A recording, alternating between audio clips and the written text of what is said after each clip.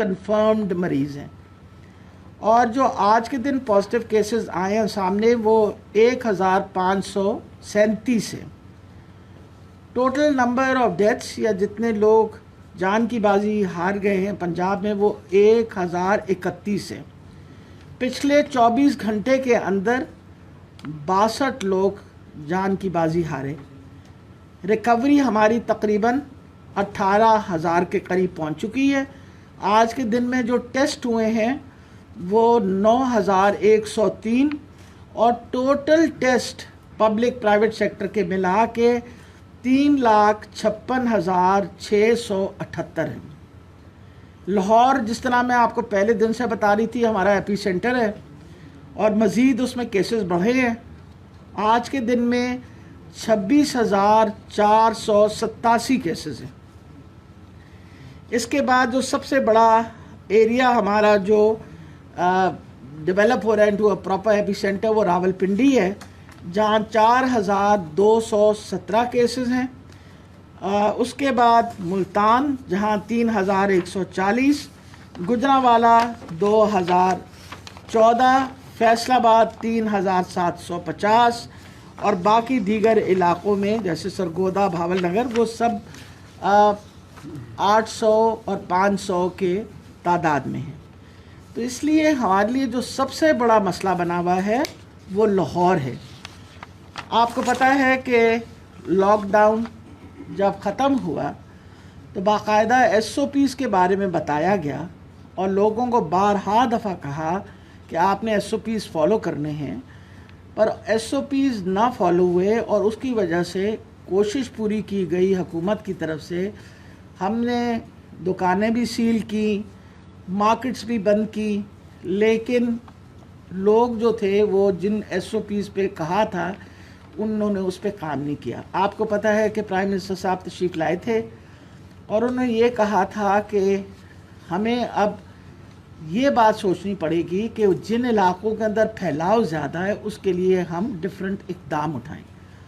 एक बहुत बड़ी एक्सरसाइज की गई है पिछले 2 दिन के अंदर, जिसमें हमने इंसिडेंट्स लाहौर शहर के अंदर देखा है कि जिन इलाक़ों में सबसे ज़्यादा इंसिडेंट्स हैं उनके लिए एक डिफरेंट तदाबीर इख्तियार कर रहे हैं। कल 12 बजे के बाद ये सारे इलाके जो हैं इनको बहुत हद तक बंद कर दिया जाएगा और इस सिलसिले के अंदर मेरे साथ कमिश्नर लाहौर और मेरे साथ CCPO लाहौर दोनों तशरीफ़ फरमा है और जो इलाके उन्होंने इंसिडेंट्स के मुताबिक बताए हैं जिनमें सबसे ज़्यादा तादाद इंसिडेंट्स ये होता है कि पर 1000 वहाँ कितने केसेस सामने आ रहे हैं, ताकि हम स्प्रेड ऑफ ये जो ट्रांसमिशन है ऑफ वायरस वो इस बंद करने के बाद इसे रोक सकें। वो है शादरा, कुछ इलाके शादरा के हैं, हमारी वॉल्ड सिटी के कुछ इलाके हैं, मुजंग, शादबाग, हरबंसपुरा, गुलबर्ग के कुछ इलाके हैं, कुछ इलाके कैंट के हैं, निश्तर टाउन तकरीबन सारा ही, अलामा इकबाल टाउन में कुछ सोसाइटीज़ ऐसी हैं जिनमें फैलाव बहुत ज़्यादा है, उनको भी बंद कर दिया जाएगा। और ये डिसीजन जो है इसमें खाने पीने की अशिया, आपके जो फार्मेसीज़ हैं वो उसी तरह जिस तरह पहले था वो खुली रहेंगी और कुछ बिजनेसेस जिनकी परमिशन दी हुई है वो चलती। फॉर एग्ज़ाम्पल आपकी जो फैक्ट्रीज़ इस वक्त प्रोटेक्टिव इक्विपमेंट बना रही हैं, अगर उस इलाके में हैं, अगर कोई ऐसी काम ऐसे उस इलाके में हो रहा है which is related to medical supplies, वो भी खुले रहेंगे। वो बाकायदा लिस्ट जो है वो आवेज़ा कर देंगे कमिश्नर साहब और ये कल रात 12 बजे से इस पे इम्प्लीमेंटेशन शुरू हो जाएगी।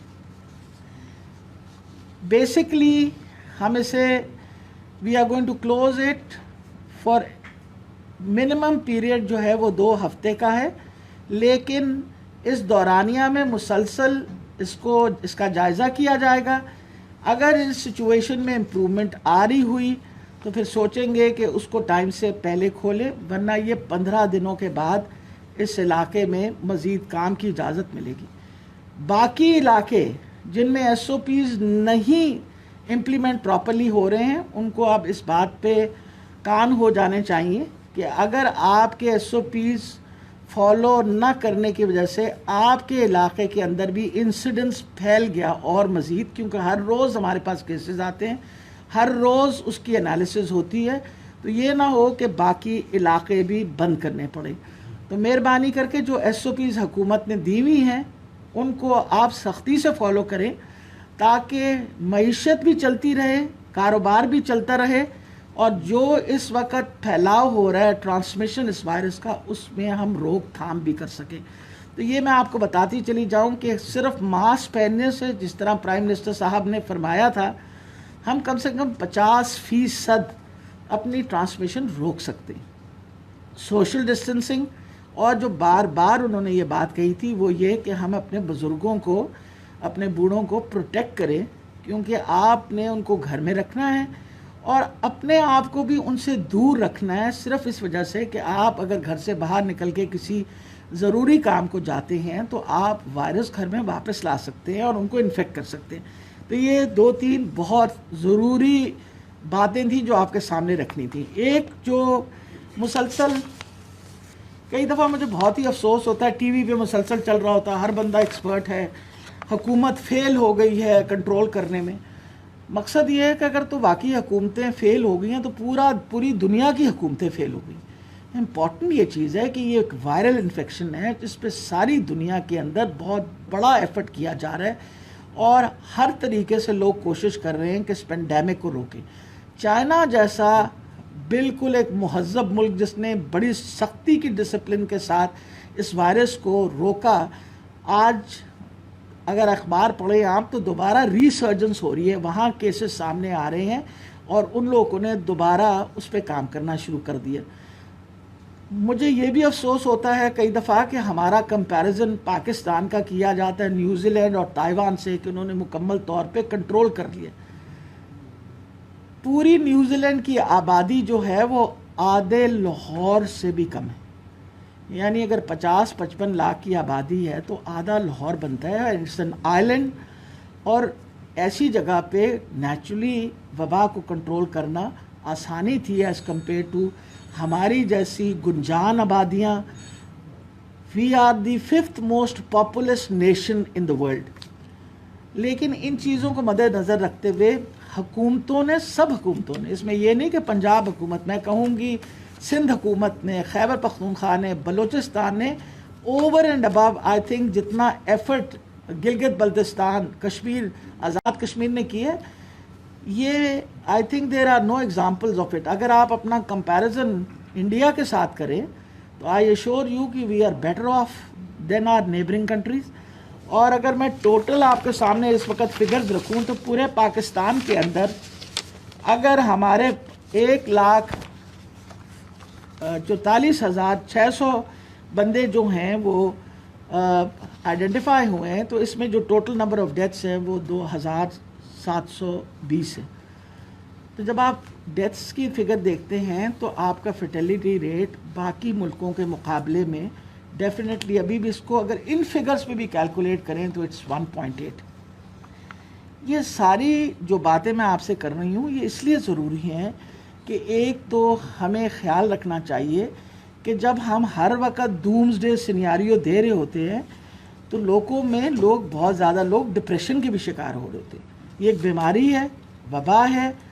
हमारी पूरी कोशिश है बतौर हुकूमत कि हम इसको सिर्फ कंट्रोल ना करें, पर इसके इलाज मालजे के लिए हर किस्म की सहूलत, चाहे वो पब्लिक सेक्टर में हो या प्राइवेट सेक्टर में हो, उसको हमने ऑर्गेनाइज बहुत हद तक किया हुआ है।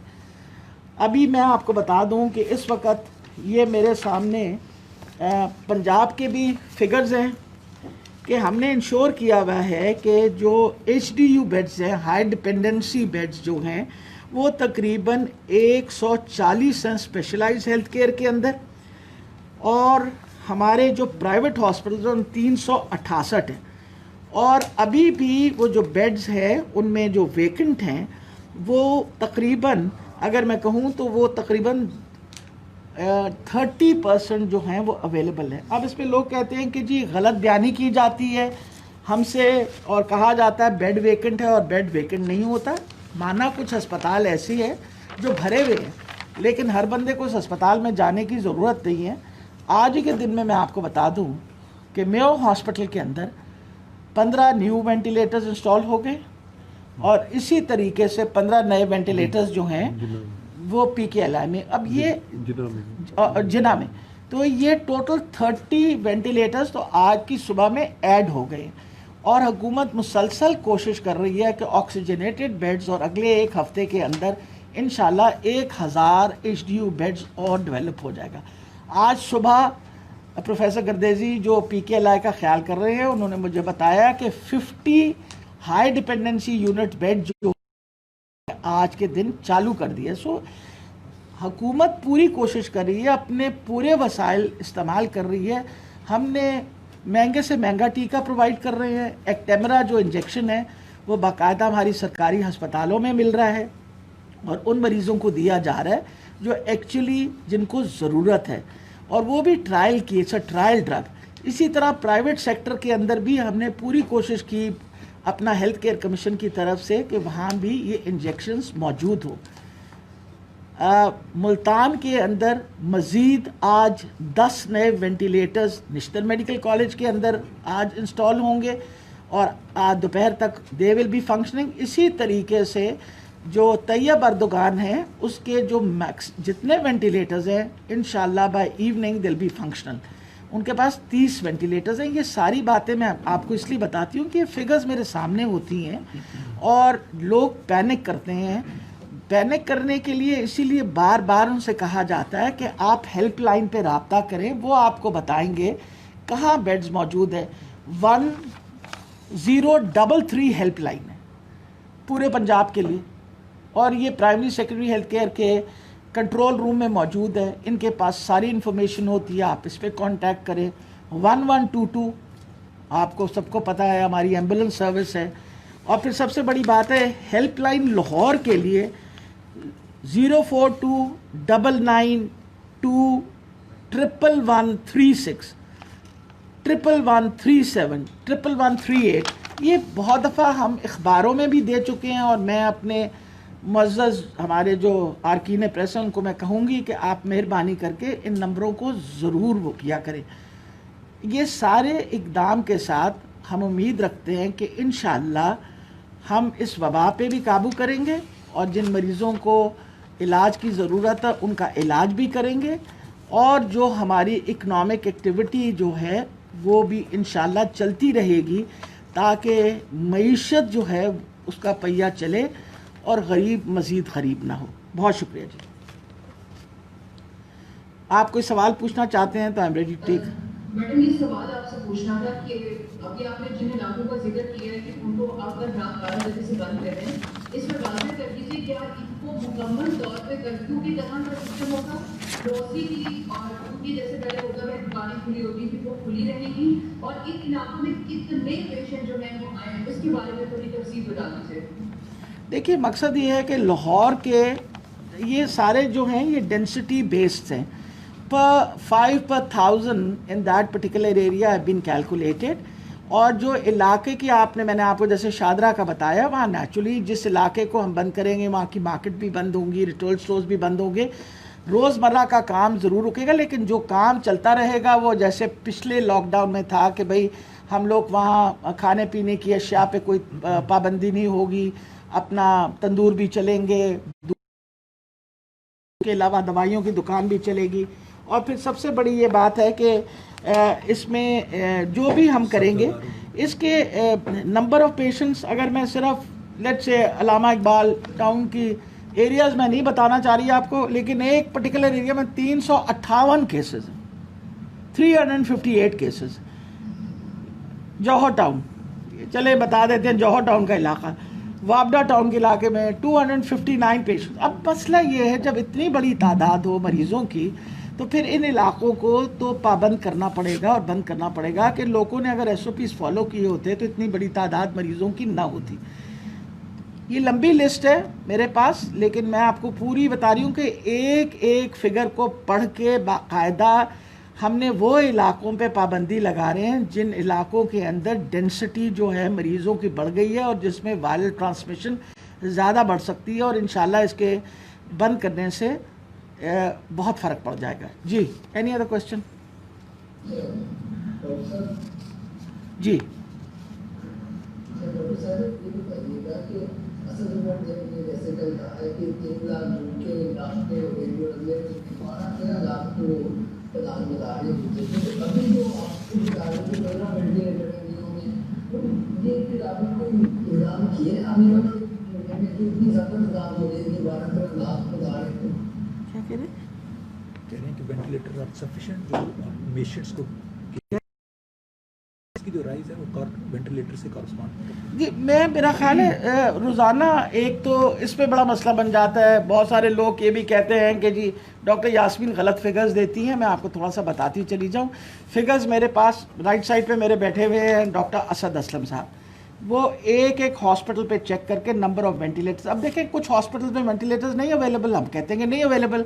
For example let's say Lahore general hospital में आज वेंटिलेटर अवेलेबल नहीं है, बट आई नो कि PKLI के अंदर 9 वेंटिलेटर्स अवेलेबल हैं। मुझे ये पता है कि आज मेयो हॉस्पिटल के अंदर 15 वेंटिलेटर्स अवेलेबल है। इस वक्त लाहौर की जो मेरे सामने फिगर है मैं आपको अभी बताती हूँ, जो एक सेकंड, लाहौर के अंदर सिर्फ इस वक्त अगर मैं आपको बताऊँ तो टोटल नंबर ऑफ वेंटिलेटर्स जो हमारे पास वेकेंट हैं ये हैं पब्लिक और प्राइवेट सेक्टर को।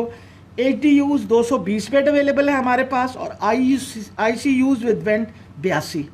ये फिगर मेरे सामने है और इसके अंदर आज के दिन में मज़ीद ऐड हो रही है। 15 vents will start functioning in Mayo hospital Lahore by afternoon, 15 more vents will be functioning in Jinnah hospital Lahore.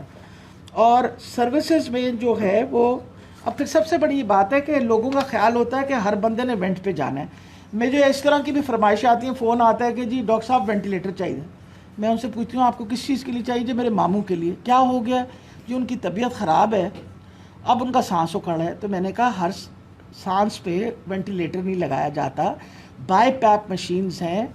और मैं आपको यकीन करूँ वो जिसका शोर उन्होंने इतना मचाया था वो 4 लीटर ऑफ ऑक्सीजन पे वो बिल्कुल स्टेबलाइज हो गए जब उनको अस्पताल भेजा। मरीज़ घर से डिसाइड करते हैं कि हमें वेंटिलेटर की ज़रूरत है और पूछते ही यही है कि वेंटिलेटर बेड चाहिए। घर पे बैठ के तो किसी को नहीं समझ आएगी ना कि वेंटिलेटर बेड चाहिए ये नहीं, उनको अस्पताल आना पड़ेगा। अस्पताल में फिर डिसीजन दी जाएगी कि do they require high flow oxygen.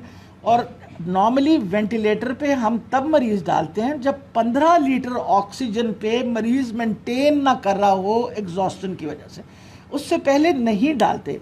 हमारे सबसे अच्छे रिजल्ट्स जो हैं वो बाईपैप और हाई प्रेशर ऑक्सीजन के साथ बहुत अच्छे रिजल्ट्स आ रहे हैं। माशाल्लाह मरीज़ हमारे रिकवर कर रहे हैं with a huge number of patients which are recovering. Next question.